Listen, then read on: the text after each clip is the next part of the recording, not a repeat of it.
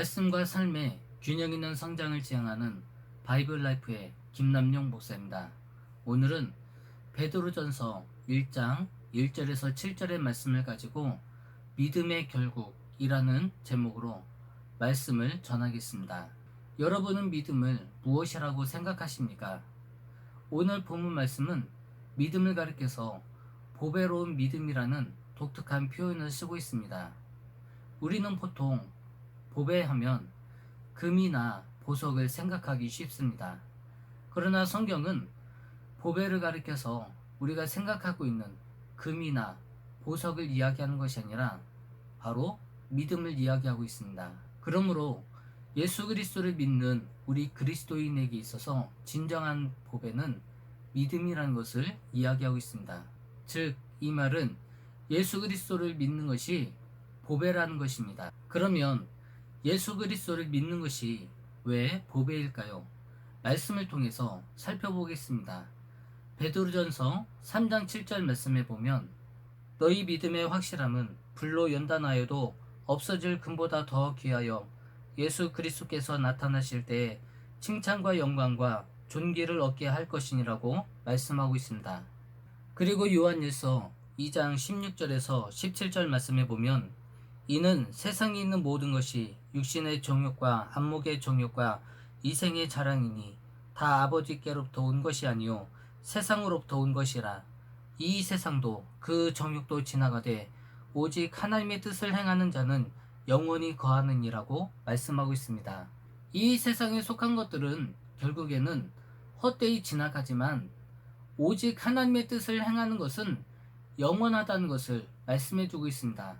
그러므로 영원하신 하나님의 뜻을 믿는 것이야말로 진정한 보배인 것을 알 수 있습니다.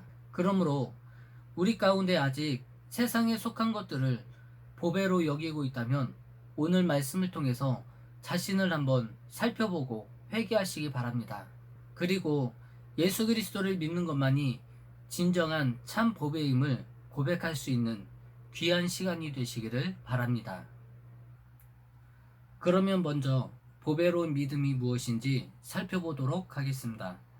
베드로전서 1장 19절 말씀에 보면 오직 흠없고 점없는 어린 양 같은 그리스도의 보배로운 피로 된 것이니라고 말씀하고 있습니다. 그리고 베드로전서 2장 4절 말씀에 보면 사람에게는 버림바가 되었으나 하나님께는 택하심을 입은 보배로운 산돌이신 예수께 나아가자 라고 말씀하고 있습니다. 1장 19절에서는 예수 그리스도의 피가 보배라고 말하고 있고 2장 4절에서는 세상 사람들에게는 예수 그리스도께서 실어버린 바 된 돌이지만 믿는 자들에게는 보배로운 돌이라고 말씀하고 있습니다. 그 이유는 세상 사람들은 썩어지고 없어질 것을 보배로 여기기 때문에 예수님은 그저 부딪히는 돌과 거치는 반석으로 여겨지는 것입니다. 반면에 믿는 자들은 예수 그리스도의 피가 보배이기 때문에 예수 그리스도를 보배로운 돌로 여기는 것입니다. 그렇습니다. 이 세상이 싫다고 버린 돌을 보배로 여기는 자들은 이 세상에서 가장 어리석은 자로 여겨집니다. 그렇습니다. 세상이 싫다고 버린 돌을 보배로 여기는 자들은 이 세상에서 가장 어리석은 자로 여겨질 수 있습니다. 그러나 하나님께서 보실 때는 그들이 가장 지혜로운 자요 복 있는 사람들입니다.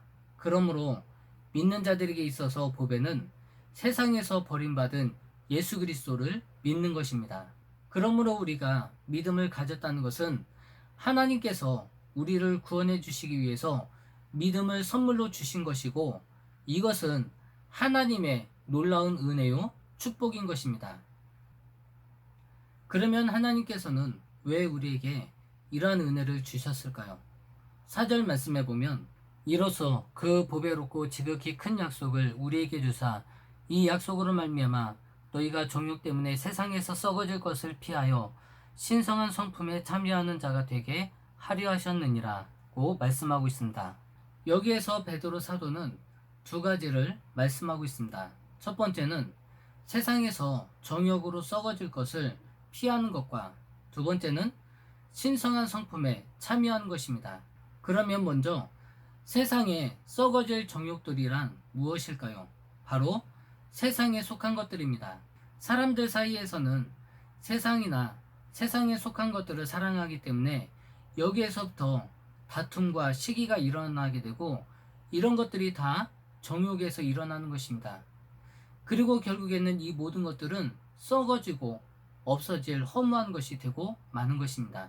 그러나 이와 반대로 보배롭고 하나님의 큰 약속을 받은 자들, 곧 보배로운 믿음을 가진 자들은 세상에 썩어질 정욕들을 피하고 신성한 성품에 참여한 자들이라는 것을 말씀해 주고 있습니다. 그래서 요한일서 2장 15절 말씀에서는 이 세상이나 세상에 있는 것들을 사랑하지 말라. 누구든지 세상을 사랑하면 아버지의 사랑이 그 속에 있지 아니하니라고 말씀하고 있습니다. 사도 바울 당시 유대인들은 자신들만이 신성한 성품에 참여한 자들이라고 생각했습니다. 그래서 같은 유대인이지만 율법을 지키며 살아가지 못하는 자들을 죄인 취급하면서 세리와 창기들을 경멸하고 심지어 이방인들은 짐승 취급하며 살아갔습니다. 그래서 예수님은 유대인들의 이러한 잘못된 관습을 허무시고 신성한 성품에 참여한 자들이 어떠한 자인가 새롭게 정립해주고 있습니다. 예수님께서 보여주신 신성한 성품에 참여한 자들은 어려운 것이 아닙니다.